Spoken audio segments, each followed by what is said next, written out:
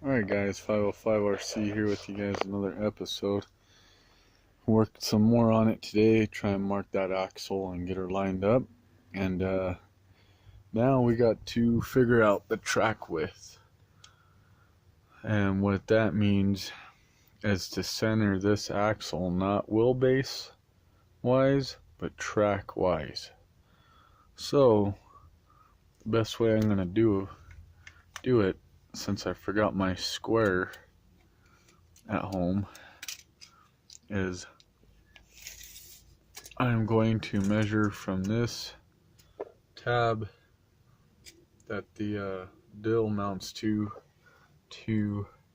the end of my axle here, and that's roughly about 8 inches, a little less.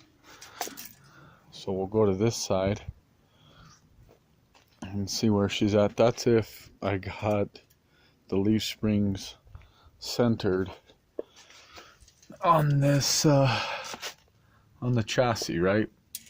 So see, here we are at 11, a little over 11, maybe 11 inches and 11 and a quarter or so, maybe. Yeah, it's pretty close to 11. So we want this to track right in the middle, and I mean, the smart way would be technically to measure it from the side of the frame here to your kingpin, or to the outside, but I forgot my dang square, so I may have to break a piece of wood and set the wood up against this to where it sticks up to here, so I can go straight from the side of the frame here to my piece of wood that's flat up against this on the outside of it, to get the right track width, because they look about the same to me. It does appear that the axle sticks out more on this side than it does that side. So let's see if we can't just get it centered on this idea I have now, and maybe I'll do that and still test the board theory also. So we got 8 inches roughly, and then we got 11 on this side, right? So let me slide this jack stand in, and we'll lightly,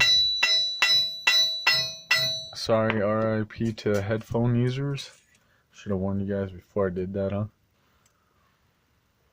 Which technically a smart way, I should have did what is, well, I could do mathematical determination of this, but why do that? I'm not that smart. So it'd probably be 9, maybe 8.5 on both sides to make it center on the track width. So sorry guys, I'm just all over with the phone right now, the camera. So let's smack her in a little bit more. I'm gonna just try 8.5, maybe 9.5 right off the bat. Let's see here, just to see. So that's about 9.5 right there. Alright, let's see what we got on the other side. Let me move this jack handle up out of the way here. Okay, so we are at, yeah, well, 9.5 just about, so it'd be 9.5 on both sides. It should be for center track on these leaf springs, and that should be center, I hope. Yeah, it needs to come back this way a tiny bit. I wonder if I can just slide her over. Yep, I can by hand. Sweet. Okay, that's dead on. I don't know if you guys can see that. Oh, that's like dead on 9.5. Pretty dang close. So let's check this side.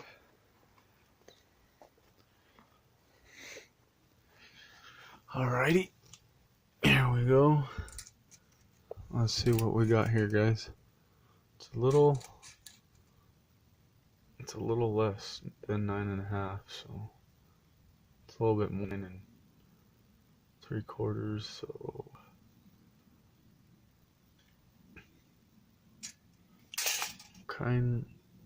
there we go. Barely slide it forward.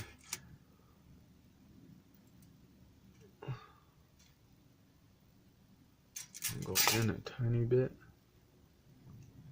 There we go.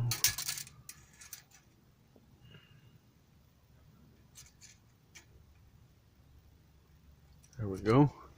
Let's check the other side again.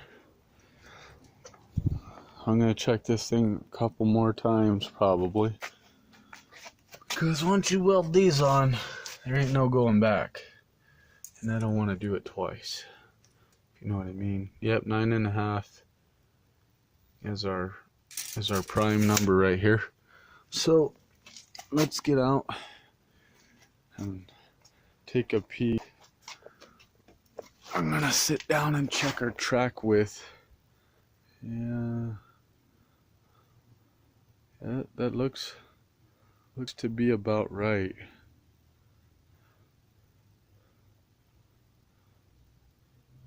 Okay, well, that tire looks like it'll be in a pretty good position, both sides actually, because the spindles will make it come out even more, because the axle beam right here is at 58 itself, and then the spindles and all that stuff will push her out close to 60. I want to say 63, 64 track width, and these trucks originally stock factory come with 65. That's right. Sorry guys. Heard a weird noise, so I got distracted there. But 68.5. So now we're gonna let this down so I can mark these tabs on her. Let me get the marker done. There we go, brand new Sharpie. So I'll just mark it there all the way around like that. And you can't even see it on the camera.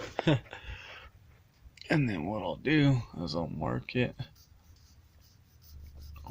like that. Boom, boom. On all four sides. That way I know the position of where it's supposed to be at.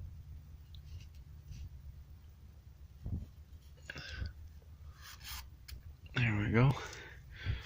There's that one. And then I gotta take this off, take it to work, and weld these bad boys on here. Alright, here we go. Here's this side. We'll just give her a quick zip around like that. Boom. And then get under here. Mark it like that. Mark this one. Okay.